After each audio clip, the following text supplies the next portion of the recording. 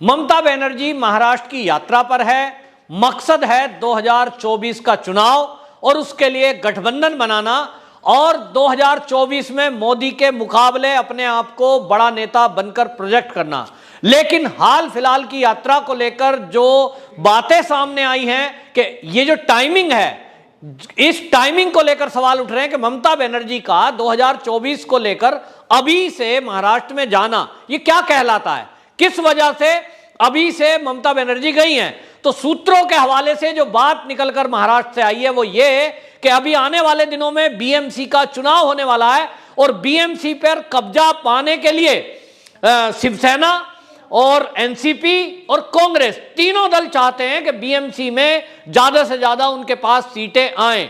लेकिन इस मामले में कैसे वो सीटें मिलेंगी ये देखते हुए ममता बनर्जी को तुरुप का इक्का मान रहे लोग उसको अपनी तरफ खींचने की कोशिश कर रहे हैं। वहीं ममता बनर्जी ने इस जो महाराष्ट्र की यात्रा है उस पर जो मीडिया में बयान दिया है उससे क्लियर हो गया कि वो कांग्रेस का साथ ना तो लेगी ना तो देगी। उन्होंने राहुल गांधी की विदेश यात्रा पर लेते हुए सवाल उठाया और उन्होंने कहा कि मोदी से अगर लड़ना है, बीजेपी से लड़ना है तो विदेश में बैठकर लड़ाई नहीं हो सकती और उसके लिए मैदान में उतरना पड़ता है। यानी अपने आप को कहीं ज्यादा बढ़िया लीडर बता रही है वो, जो मोदी जी को फाइट कर सकता है, मोदी जी को एक चुनौती दे सकते हैं। वहीं आपको बताएं ये जो यात्रा है, इस यात्रा में जिस तरह से स्वरा भास्कर जैसी एक लिबरल को बुलाया गया, जिस तरह से एक वामपंथी विचारधारा जो कि हमेशा चाहे वो सीए का विरोध हो, चाहे वो किसान आंदोलन हो, चाहे वो बॉलीवुड में नशाखोरों के खिलाफ कार्रवाई करने वाले अफसर के खिलाफ बयानबाजी हो,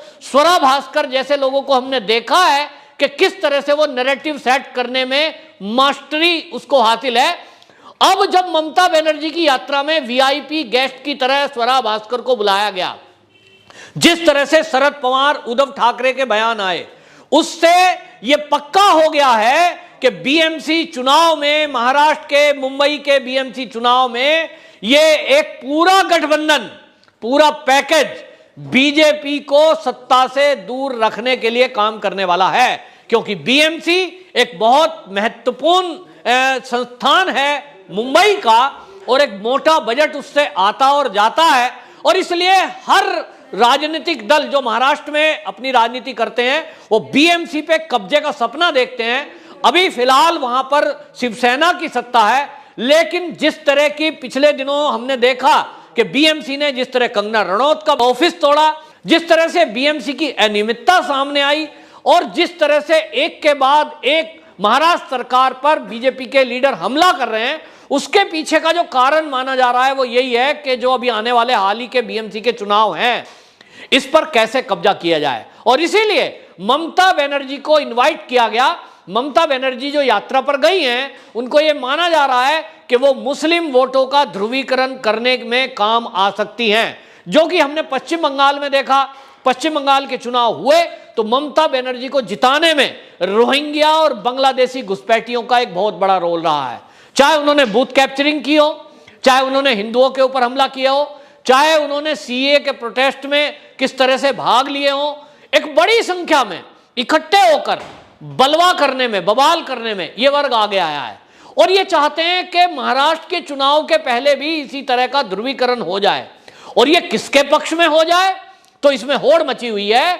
अभी हाल ही के दिनों में आप देखिए अमरावती में और मालेगांव में जो आजाद मैदान से एक साजिश की गई रजा एकेडमी के द्वारा, यह उसका रिहर्सल माना जा रहा है कि किस तरह से दंगे के नाम पर, हिंदुओं को ऊपर हमला करने के नाम पर ध्रुवीकरण किया जाए। और इसके बाद आपने देखा कि एनआईए एक्टिव हुई तो पता चला कि इसमें भी आतंकवादी तार जुड़े हुए हैं। लेकिन ये जो ममता बनर्जी हैं ये शरद पवार जी से मिलकर, उद्धव ठाकरे जी से मिलकर ये कोशिश में है कि किस तरह से मुस्लिम वोटों को इनके पक्ष में कराया जाए।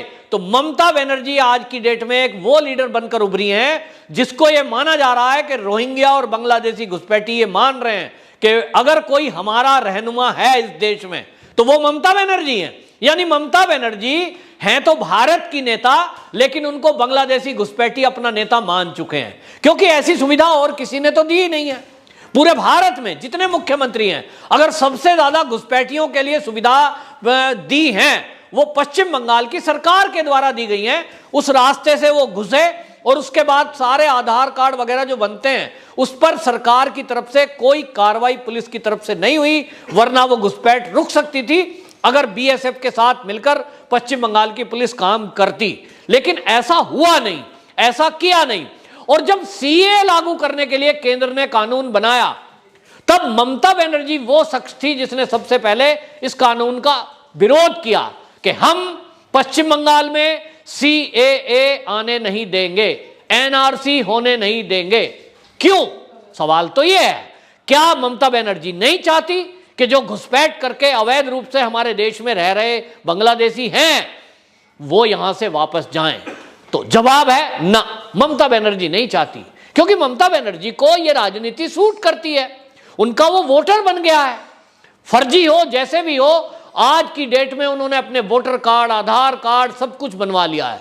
और इसलिए लगता है कि ये वोट ममता बनर्जी के कहने से भारत के अंदर जहां जहां भी वो रह रहे हैं वो उसी पार्टी को देंगे जिसके लिए ममता बनर्जी बोल देंगी। तो ममता बनर्जी की इस महाराष्ट्र यात्रा में इतना तो तय हो गया कि ममता बनर्जी इन रोहिंग्या और बांग्लादेशी वोटों को, मुस्लिम वोटों को कांग्रेस को दिलवाने वाली नहीं है, क्योंकि राहुल गांधी पर वो शुरू से ही सवाल उठाती रही हैं।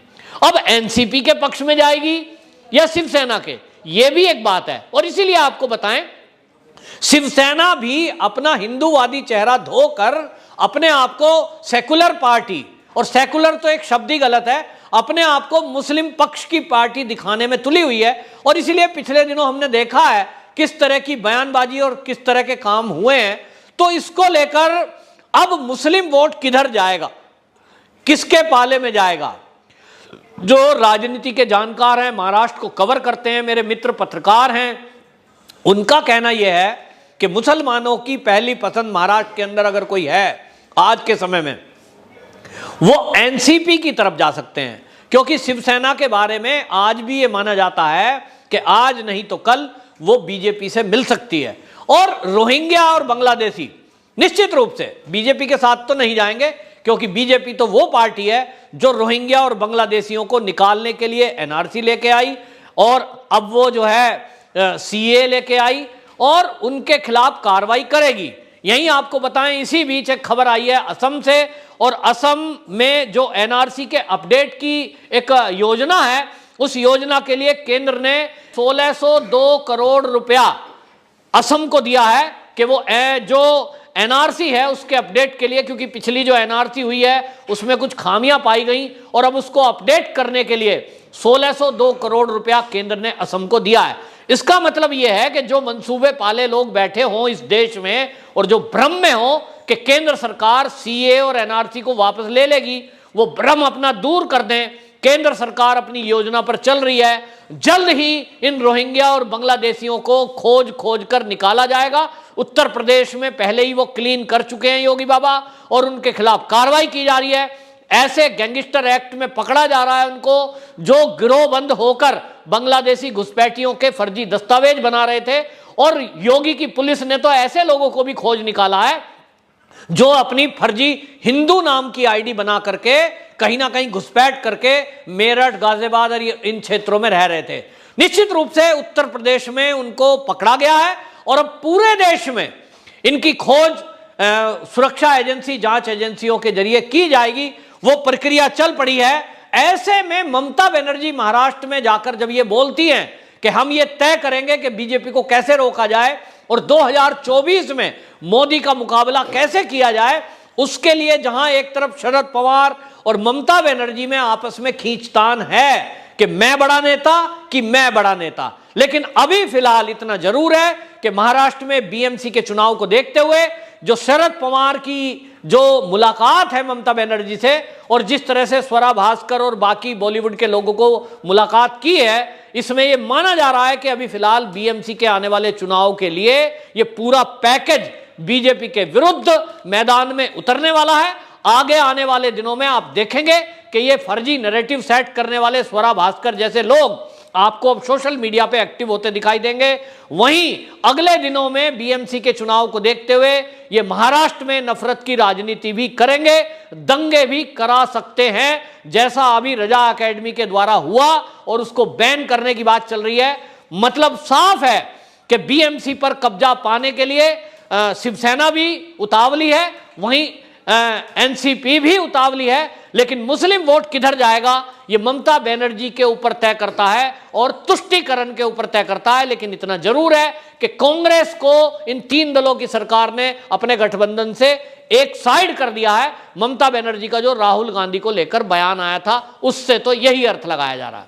वंदे मातरम।